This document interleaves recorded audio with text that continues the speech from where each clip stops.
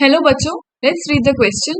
If Michelson and Stahl's experiment is continued for 4 generation in bacteria, the ratio of N15 N15, N15 N14 or N14 N14 DNA containing DNA in the 4th generation would be 1:1:0, 1:4:0, 0:1:3 or 0:1:7.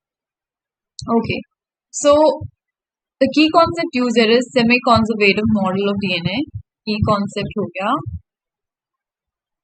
Concept is semi-conservative model of DNA replication.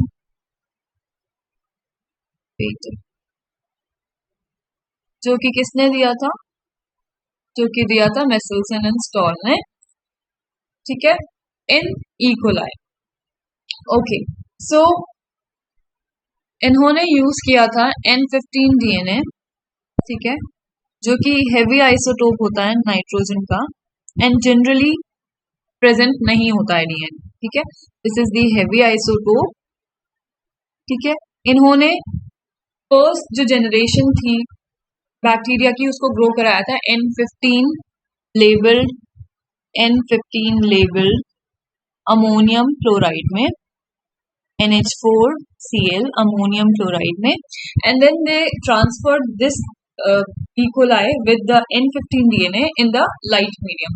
So N14 जो है, N14 is the normal and also called the light isotope of nitrogen. Okay? जब इन्होंने N15 medium में E. coli को grow कराया था तो जो E. coli का डीएनए था उसने अपटेक कर लिया था हेवी आइसोटोप का and N15 got incorporated E. coli के डीएनए. नाउ जब इन्होंने ट्रांसफर करा उस सेम E. coli को N14 यानी कि नॉर्मल मीडियम में, तो धीरे धीरे जो नया स्ट्रैंड बना उस पे लाइट आइसोटोप का डीएनए ही आ रहा. सो लेट्स से कि क्वेश्चन कह रहा है कि Michelson एंड Stahl ने अपना एक्सपेरिमेंट अगर 4 जनरेशन तक कंटिन्यू किया होता तो हमें क्या रेशो मिलता डिफरेंट डीएनए का. So best way is to draw this and then see. So I will be showing the first generation. Okay, with the so green is N15 and blue is N14. Okay, so ये पहली generation हो गई, first generation. यहां हम draw करेंगे second and then the third and the fourth. Right, so let's draw.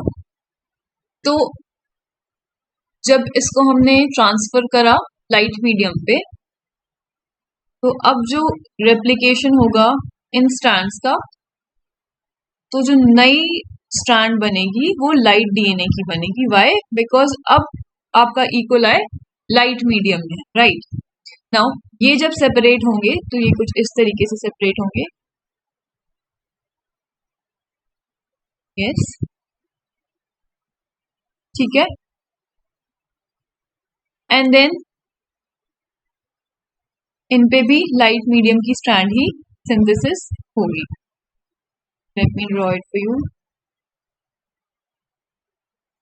Correct. Now further ये replicate जब होंगे तो हमें कुछ ऐसा सा मिलेगा. राइट, विल गेट इसकी दूसरी स्ट्रैंड हियर, ये भी सेपरेट होंगे. इसी तरीके से ये जो डुप्लेक्स है ये जब सेपरेट होगा तो हमें ये मिलेगा, एंड ये जब डुप्लेक्स सेपरेट होगा तो we will get 2 strands like this. जब फर्दर इनका रेप्लिकेशन होगा, राइट, तो this will be the outcome. Right,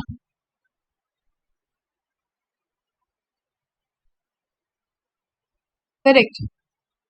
now question में पूछा है N15 N15. Now this thing is N15 N15.